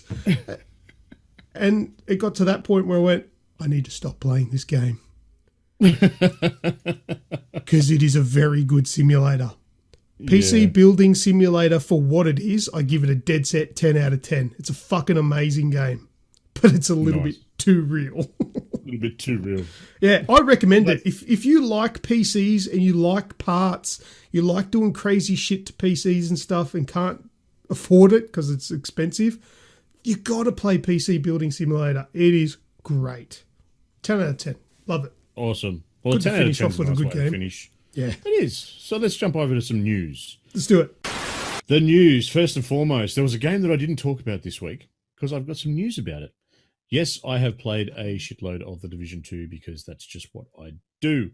Lots of grinding, lots of tweaking, and, of course, getting my character ready for the raid. The raid was released on Friday morning, Sydney time. It took a whopping 5 hours for someone on PC to beat, and they were the first people to beat it. The thing, though, well, Reddit has absolutely blown up because it took 3 days for anyone on console to beat it. Yeah, I did hear that. It took 3 days. Yes, so earlier, I think it was actually earlier today that someone actually finally beat the raid on console. The first PS4 team clocked it in at just over 36 hours. The second hit it in nearly 20. The Xbox One team has cleared it in 17 hours. That's how long it takes them to finish it. That's how long it takes them to finish it. So 36 hours of game time. Is that like one go, or is that like spawn, die, spawn, die, spawn, die? Spawn, die, spawn, die, spawn, die. Okay. Yeah, that's the trial and error of actually getting it done. Yeah, right, okay. Yeah, so I played... I did the raid on the weekend and played about 4 hours of it and got nowhere.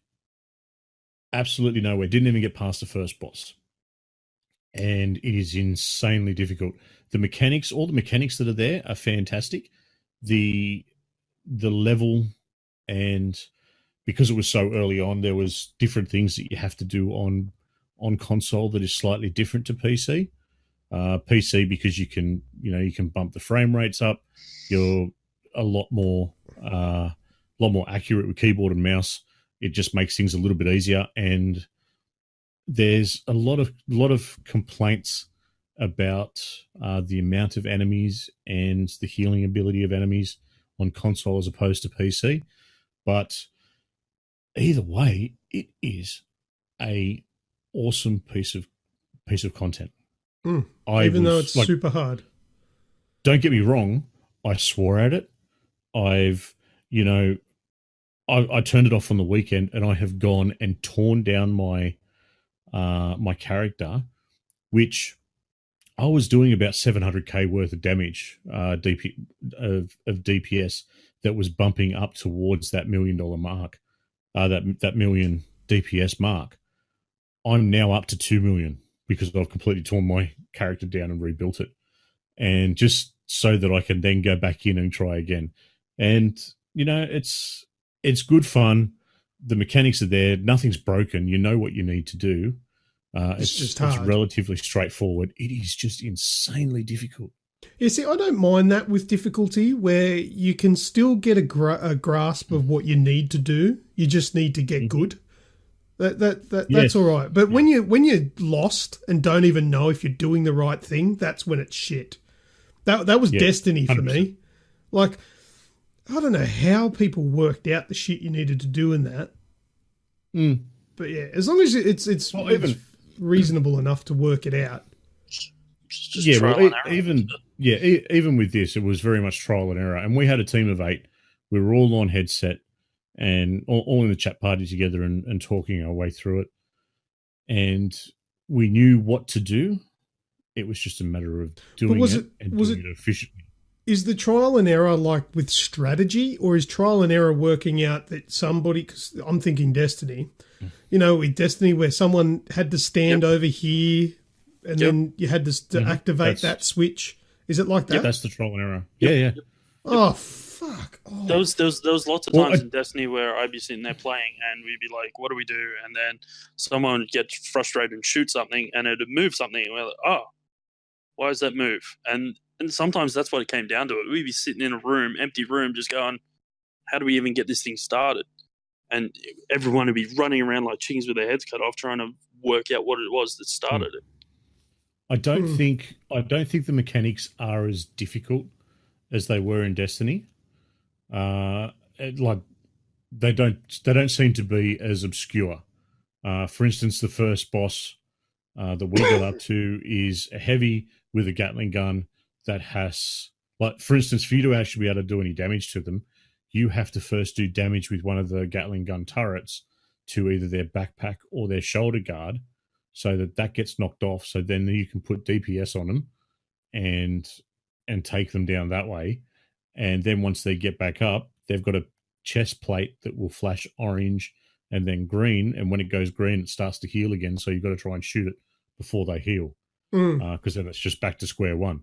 Yeah, and okay. Not only that, you've got... That sounds cool. Yeah, so there's a lot of trial and error there to try and work out what needs to be done.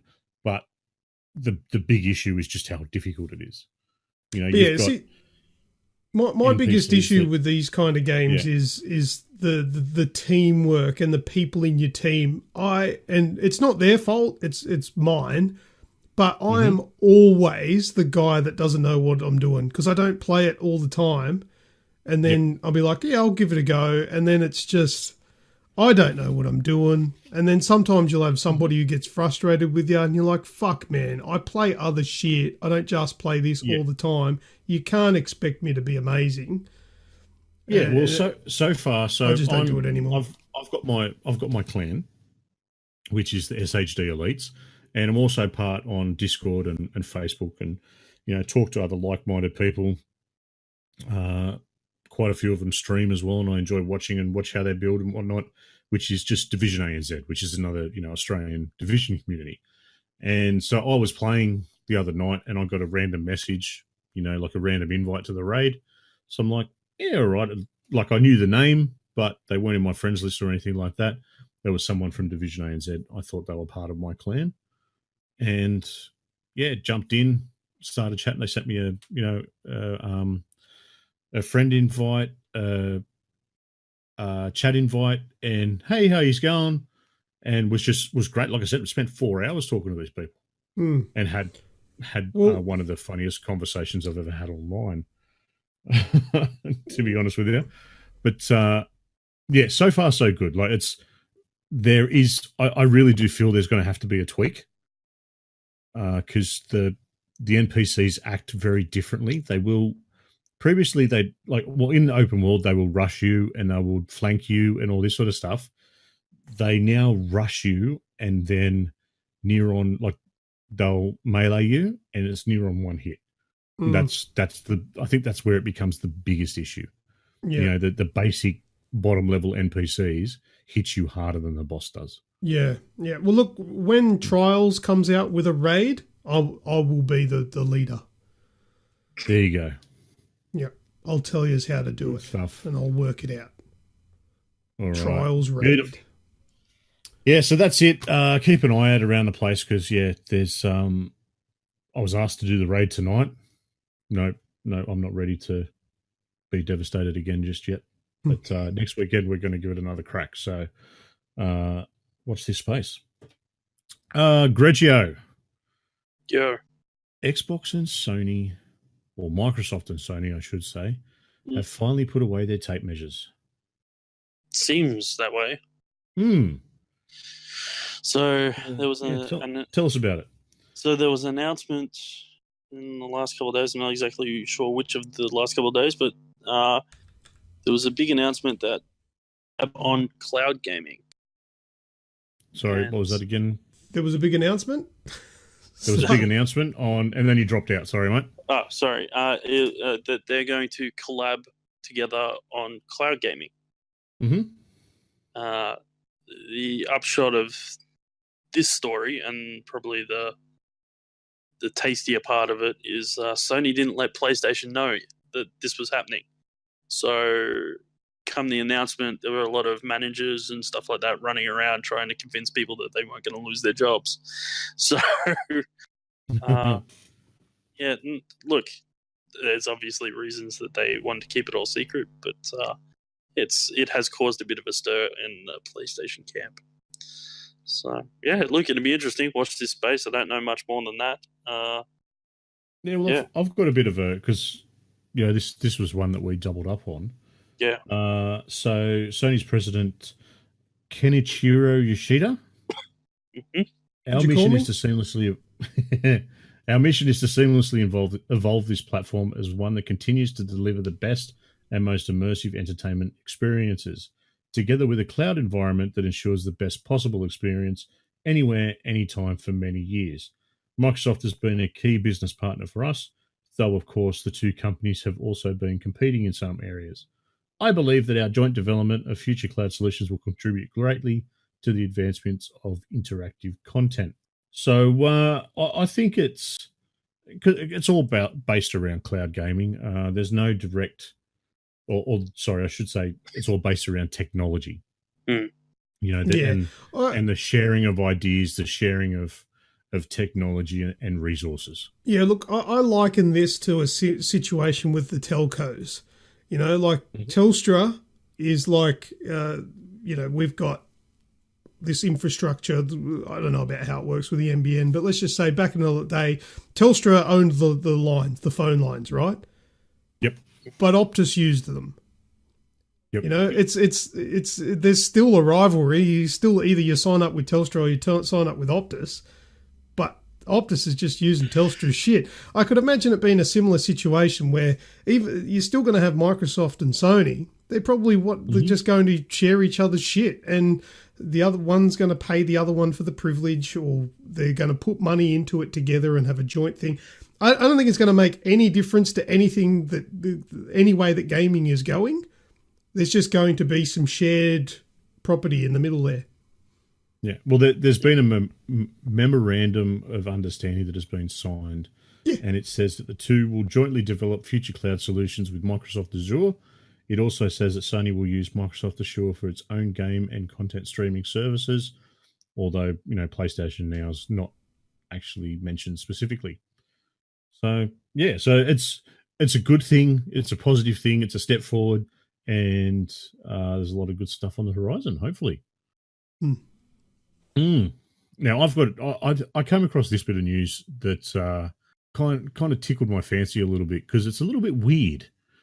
The world's most dangerous PC is going under the hammer.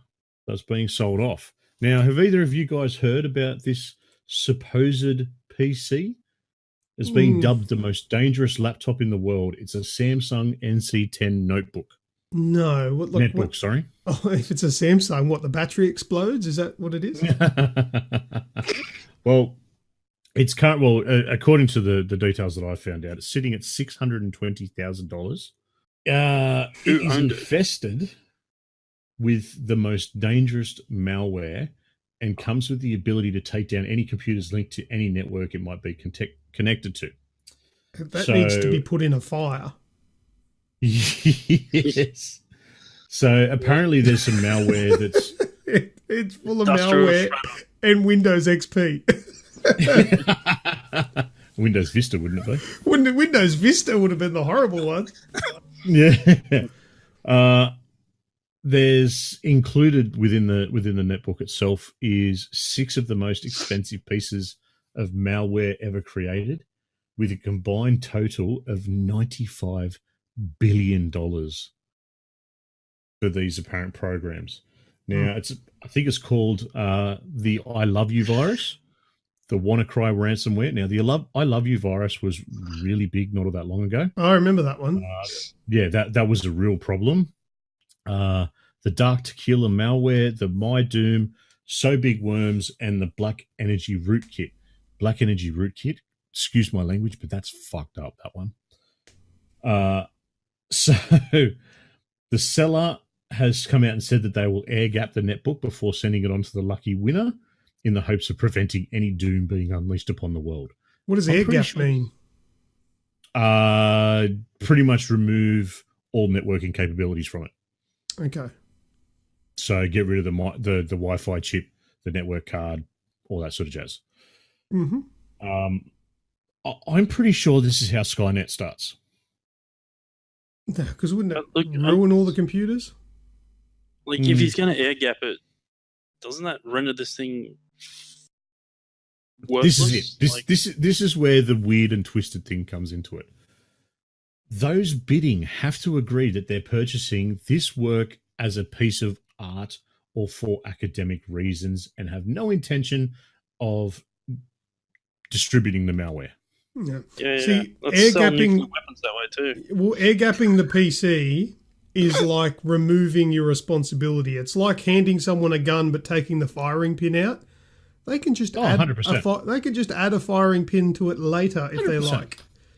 Yes, but 100%. it's off my, because I gave it to you without the capability of spreading the viruses. You added it to do it, so it's not on me. Yep, exactly, 100%. So that's the most dangerous PC ever is being released upon to the world as an art piece, apparently. I'll put a bid on it. Yeah, you got that much? Yeah. 620,000 US. Yeah. Okay, all right, sweet. Get stuck into it. Luke, not Luke. You've got nothing. What's your name? Greg. Yeah, I got nothing. Greg. Battlefield 5. That new mode. Yeah, it has. It's got a new mode. It's called Fortress. Mhm. Now, look, it's not gonna break the world in originality because essentially it's the same as the mode it already had, which was Breakthrough. Yep. The major difference is that it's a single sector as opposed to multiple sectors and having to take them and dominate the map that way. Single sector. It's usually the people playing defense have a lot more heavily fortified area in which to defend. It has a lot more encampments. Has buildable fortifications.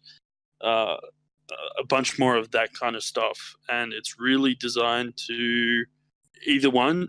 Whoever wins, it's going to be a hard fought win because it's essentially you're just going to churn through lives like they're going out of fashion. Like you're going to have to. They're really trying to use this mode to remove the sort of single heroic acts and essentially turning Breakthrough into like a free-for-all first-person, single sort of heroic scenario, which is what Breakthrough's kind of turned out. It sometimes turns into because people don't play as a team. This is kind of play as a team or just step into the mincer kind of thing. So you either have to overrun them or just get mown down. So look, it's something different. It's not going to be for everyone. If you like to die quickly, apparently. If you don't like dying quickly, apparently, this is probably not a mode for you because there's times where you're just going to be in the wrong place at the wrong time and just get murdered. However, if you're into gritty and it really has taken the romanticism out of war, this is a real meat grinder kind of level or mode, I should say. Look, give it a crack. So, cool. Yeah. All right. I might have to give that a crack because I don't mind Battlefield. All right. It's par for the course. Yeah.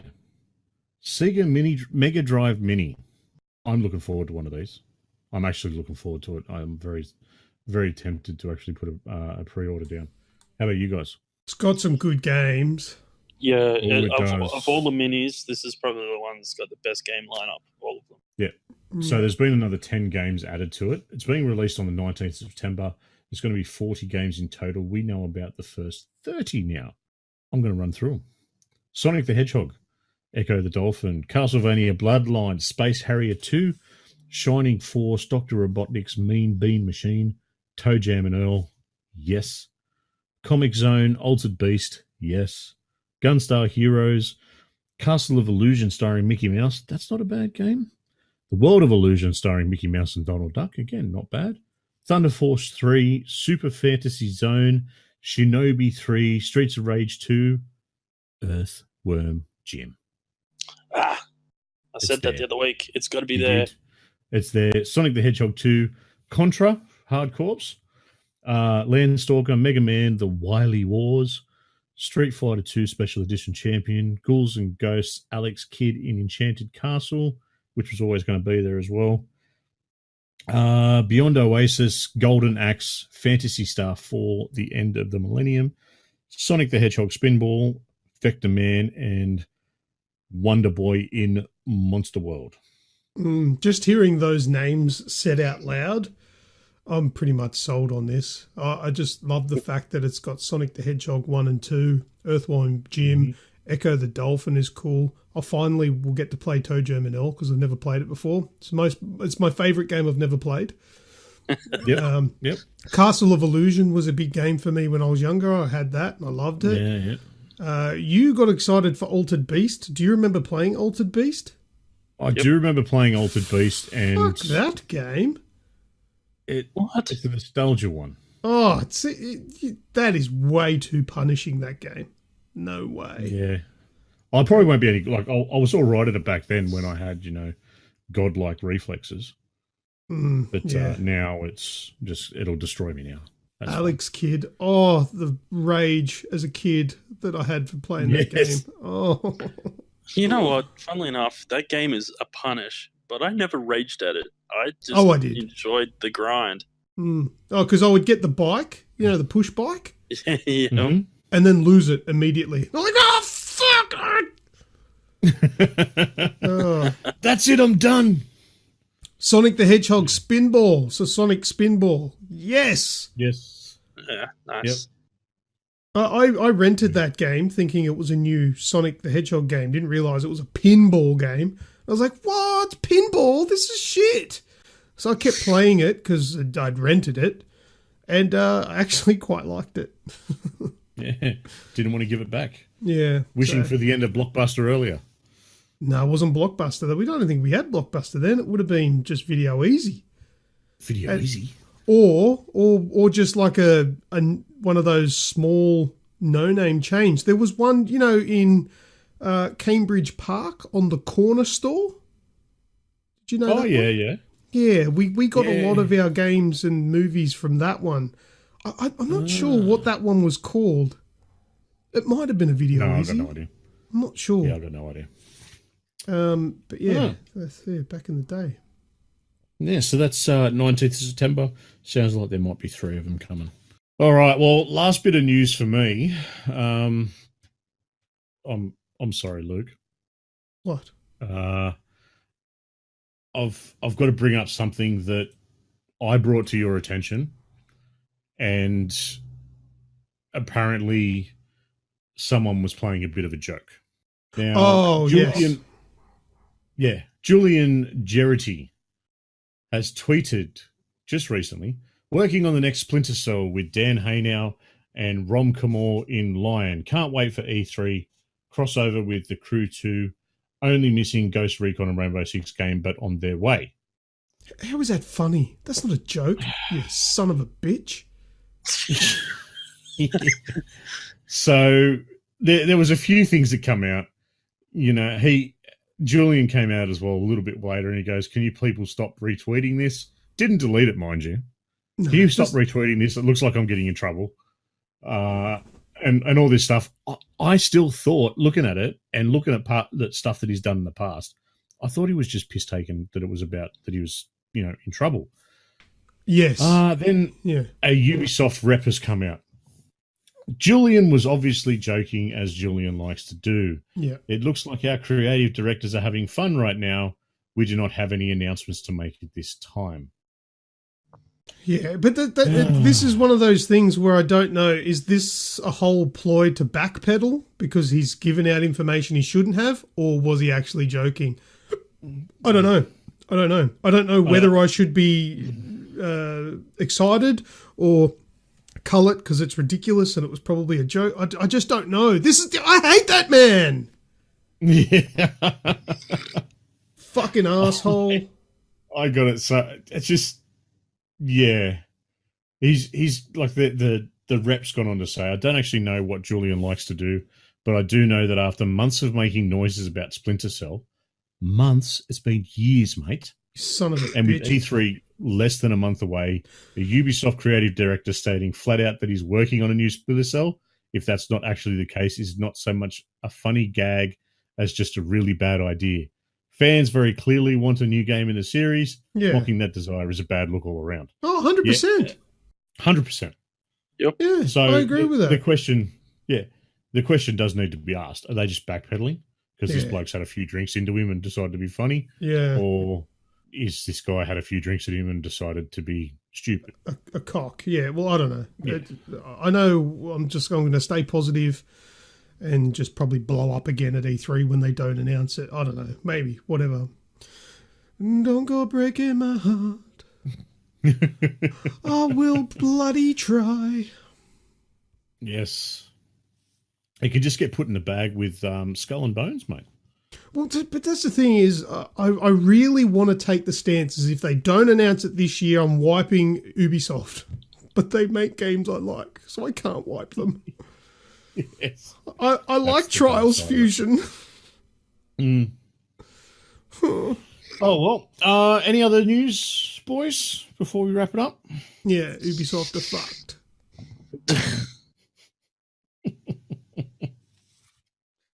No. All right. No. Nothing left. All right. Well, that's it for the news. So let's jump into some last words. Last words. As Kaz Squirrel, thank you for joining us. Kaz has, I think he's put one thing in there. He's been nice tonight. Yeah, I appreciate that. Thanks, Kazza. He's been very tame, hasn't he, Squirrel? Az is saying that don't get me started on Skull and Bones. It's only another 12 months, so it's all right. So big shout out to them. You two, any other last words from you? Ubisoft are fucked. Yeah, we got that one. But I love them. But I love them. Last of Us 2. Mm-hmm. There was a tweet that went out saying that from some dude, I don't even remember who it was, he had divulged information somehow by all these different sources that the release date was going to be released.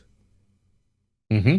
But it wasn't. So that fizzled out. But surely it's got to be soon, the release date, because they've pretty much finished everything.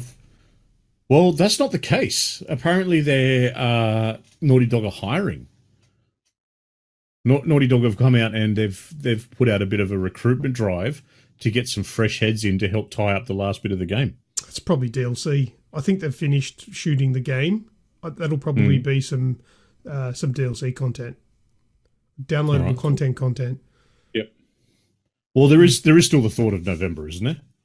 I'm not banking it for this year. A lot of people do think it will be this year, but look, I don't know. I reckon it's going to be like February.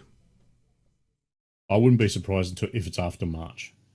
Yeah, February, March, April. I'm not overly excited for this year, but mind you, like it's one of those games where I can't wait to play it, but I'm in no rush for it.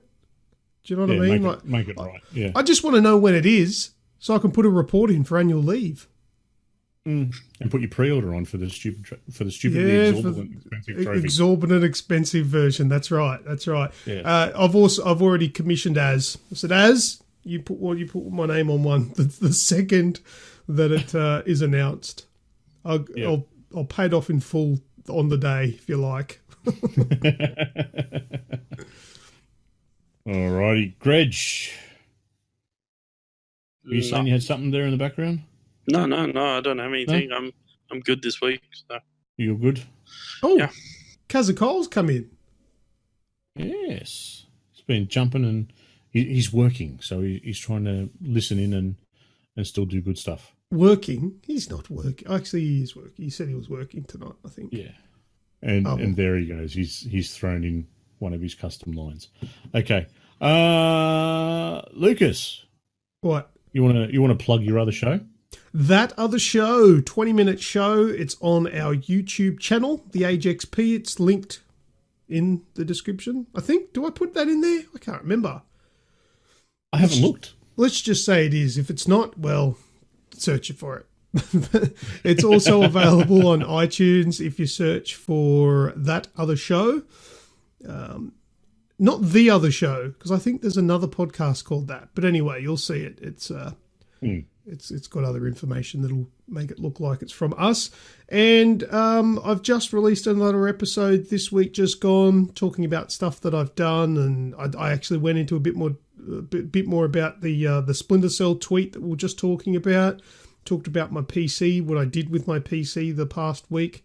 And it's a really good PC nerd episode. So if you're a PC nerd and you want to listen to what I had to say about my PC, go and check that out. But yeah, it's a cool, fun little podcast there. Hey, did you guys? You Snoogs? You saw my video that I put up at Synth Spaces, didn't you? With yes, I did. With me and Leo. It. Yes. Greg, did you see that? Did you happen to see that? No, I haven't watched it yet. No. I'll have to retweet it and share it. But yeah, it was a video where I was making a video reply to Synth Spaces, and Leo interrupted the video.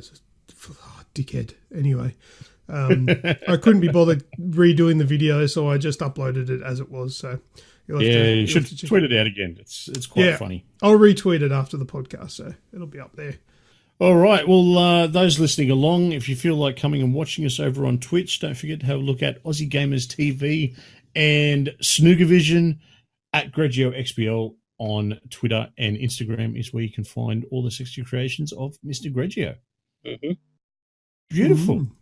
And of course, don't forget all the bits and pieces for us. That's it. So thank you very much to everyone that has listened to the show, and especially those that are listening this far along. A super special thanks again to those listening live. Don't forget, if you want to be part of that, all you've got to do is be an agent of age, join our Discord, throw us a message, be interactive, have a bit of fun, and that's just pretty much how you get in. There's not really any real requirements. Grejio, Lucas, thank you for joining me for the podcast this week. No worries. It's always a pleasure. Absolutely my pleasure to be here. I love hearing myself when I do the editing later. It's so good. Hey, editing Lucas, just a message to you. You are one sexy bitch. You don't need to tell him. I'm sure he already knows. Well, live Lucas does, but editing Lucas loves to hear it regardless. Just loves to keep hearing it all the time. Nice. To all of our listeners, feel free to continue any of the topics that we have discussed on this show on our Facebook page or in the Discord channel. To get in touch with us directly, you can shoot us an email at info@theagexp.com. Don't forget to leave us a review or a comment on your podcast catcher of choice. All the links are in the podcast show notes and description below. As always, that's it from me. I am Snoogs. I've been Lucas. And I have been Grejio. And as always, that was seamless. Editing Lucas makes it seamless. Yeah. Ooh, okay, that's the end of this week's podcast. And if you found yourself shouting at your speakers in disgust or maybe even in pleasure, make your way over to our Discord server and make a comment in the appropriate channel. Failing that, you can also have your say over on our Facebook page, or you can just tweet at us. Searching for the Aussie Gamers Experience will usually lead you in the right direction, but you could just use the set of links that are in the show description. This podcast is available through Spotify, Apple Podcasts, Stitcher Radio, iHeartRadio, and plenty more. Thank you very much for listening, and we hope to see you on the next episode of the official podcast of the Aussie Gamers Experience. Oh, geez, Kaz. Yeah, no, that one was for me. He slapped me with that one. That's why I kind of struggled with my sign off. Oh, which one? Oh, wait, oh, don't stop posting so I can read it. Oh, what is that? That is one ridiculous banana split. Tasty. Yeah. I'll give it a go. As long as that is chocolate.